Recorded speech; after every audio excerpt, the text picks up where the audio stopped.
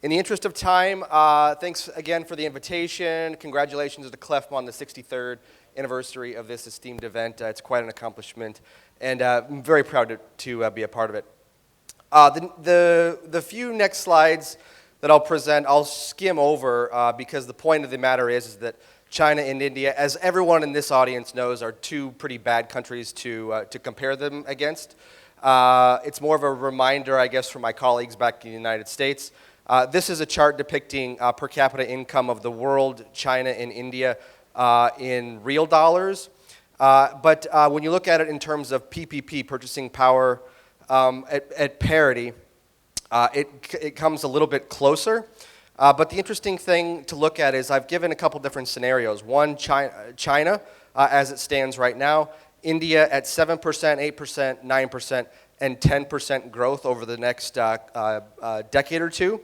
And you arrange yourself at a spread of about 5 to 10 years, starting at 2030, going to about 2036, when India is expected to be at a point where China is right now in terms of GDP at a purchasing power parity. So if you look at meat consumption, I think we all know as incomes rise, meat consumption increases. I think this is pretty steadfast in our knowledge. Right now, China's over 60 kilograms per capita. India is somewhere around 4 or 5. So I think the point here now is to look at what China was at this point in time backwards when China was at the point where India is now. So this is the point is that the two countries are actually quite bad to compare because in 2006, the purchasing power parity of China was approximately where India is right now.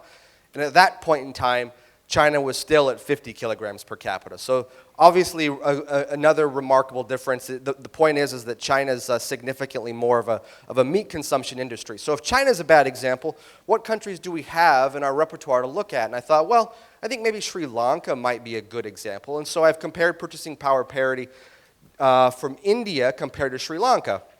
And at this point, with the different scenarios of 7% to 10%, the time window comes in much closer. So now you're looking at about 6 to 8 years, depending upon which pathway, 7% growth, 8% growth India takes, to where Sri Lanka is, again, on a purchasing power parity income dynamic compared to Sri Lanka. Okay, so if Sri Lanka is on a purchasing power parity right now, where India will be in, let's say, 6 or 7 years, then we can start to build some extrapolations of how we can look at, say, poultry consumption.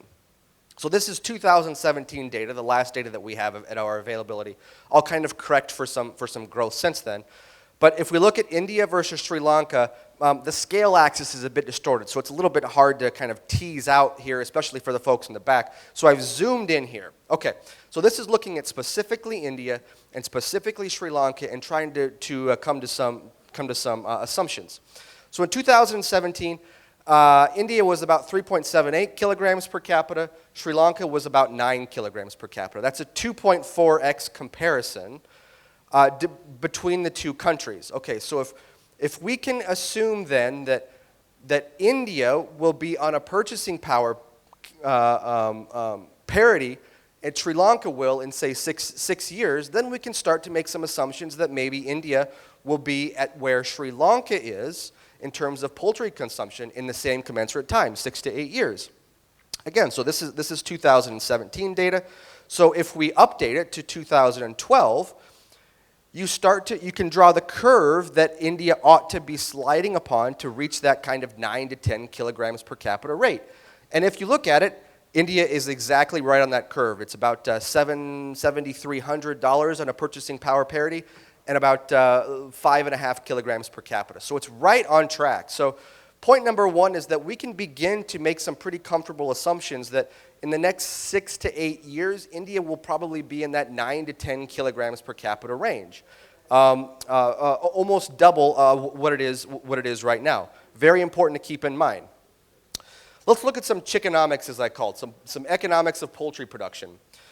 First off, let's look at food inflation. I have to give a shout out.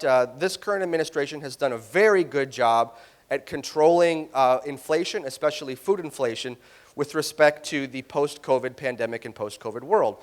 This slide is comparing US versus India. Two things I think come to top of mind. One, The US is around 11% inflation right now, something that we're very much not accustomed to. India somewhere around 6 to 7%, again, very much in line with what India is normal to. That said, 6 to 7% inflation, I think, over a significant period of time is still too high. So soy meal has been talked about a lot already this morning as to what business you're in, and I think it's important to kind of take a step back and look at where the future's going. So if you look at the compound annual growth rate of soybean meal consumption that India has been fortunate to see over the past 15 years or so, you're looking at about 11.7% growth year over year. Now that as the industry scales up, it's coming down to 7 or 8%, but over the long haul, it's 11.7%. This is extremely important when you look at India's soybean meal consumption, or soybean meal production, excuse me. With this in mind, you can see it's virtually flat. There are some peaks, there are some valleys, but overall you're looking at less than 1% growth again over the same time period. So less than 1% growth on the production, double-digit growth on the consumption. I think you probably can understand where I'm going. If we extrapolate these trend lines out and use some assumptions, again, on poultry consumption, I think you come away with some very interesting takeaways. Number one, over the course of the next decade, if you assume the 1% growth, again, which is actually over where soybean meal production is right now, you're looking at 8.8 to 9 million tons of soybean meal production, again, in the next decade. If you look at consumption, and you bring that number down to 8%, which I think is a reasonable assumption to make, it's a 15.1%, or 15.1 million, excuse me, over the course of the next decade. So the next couple years, I think, is what you'll be looking at right now, and that's a transitional opportunist, that which India is taking advantage of, being an occasional net exporter, being an occasional net importer. But I think over the long haul, the numbers tell us that India is going to be relatively short on soybean meal going forward, largely because of this slide here. This is stagnant yields. This is the yield chart comparison showing the U.S. Versus India. U.S. About 3.5 to 4 tons per hectare and growing remarkably and expected to grow continuous growth. India stagnant growth at about 1 ton per hectare. So point number two, the impressive growth in the poultry and aquaculture sectors will drive soybean meal demand, and stagnant yields have restricted the amount of soybean meal production, and therefore current trends suggest that India's soybean meal shortages to become more and more common, prices are to remain high. Point number two, or issue number two, is renewable diesel. As we live in a world that's long carbon of 400 parts per million and growing, many countries, especially in the developed world, are taking action in order to reduce their carbon emissions. This slide can show you Latin America, North America, the United States, and the European Union are all reducing their carbon emissions. One way that we're actually doing it is in our liquid fuels policy, and that is one of the most effective ways that we're doing that actually is the low carbon fuel standard, which is a state policy driven out of California. And their intent is to actually reduce carbon emissions for liquid fuels by 20%. 20% to 2030. So if you look at that, you can say, okay, if your goal is 20% reduction, how are you doing? Well, this chart shows you they are smack dab on target. So the policymakers are looking at this and saying they are doing remarkably well. What is the major driver of how they're doing this? It's not electric vehicles. Electric vehicles are the gray chart, so they're approximately fourth. The biggest component of how they're doing this is renewable diesel. Now, this is not biodiesel. These are two totally separate products. Biodiesel has a blend wall. Biodiesel has issues in pipelines. Biodiesel has issues in cold temps.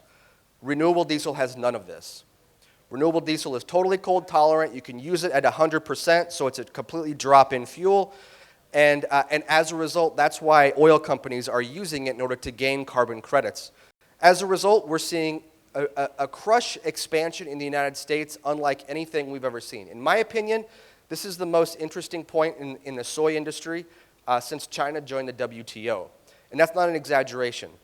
Over the next five years, the U.S. crush capacity is expected to increase 18 million tons. In the next 5 years, the U.S. crush capacity is expected to increase 18 million tons. So point number 3, biofuels policy, along with blending restrictions, are driving the usage of renewable diesel, again, not biodiesel, and fueling an era of crush capacity expansion, much like never seen before, resulting in a significant amount of exportable surpluses of soybean meal from the United States.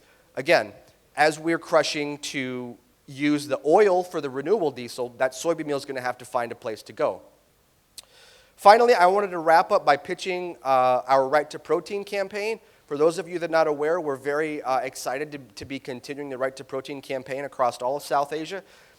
This is the world's #1 generic protein consumption campaign, and we're very happy to invite every member of CLFMA and CLFMA itself to be a part of it. We have tremendous assets that we've accumulated. We have outdoor media-led awareness. We have celebrity-led and influencers campaign. And now we have a team of influencers around the country, especially in India, advocating for the consumption of protein as it pertains to India's protein deficiency for its increased usage in health. So again, we would like to invite all members of CLFMA and CLFMA itself to be a part of this wonderful campaign and to be included in the activities. We're not asking for money, so we don't expect that. We just would like your participation and your involvement. So thank you very much again for the invitation.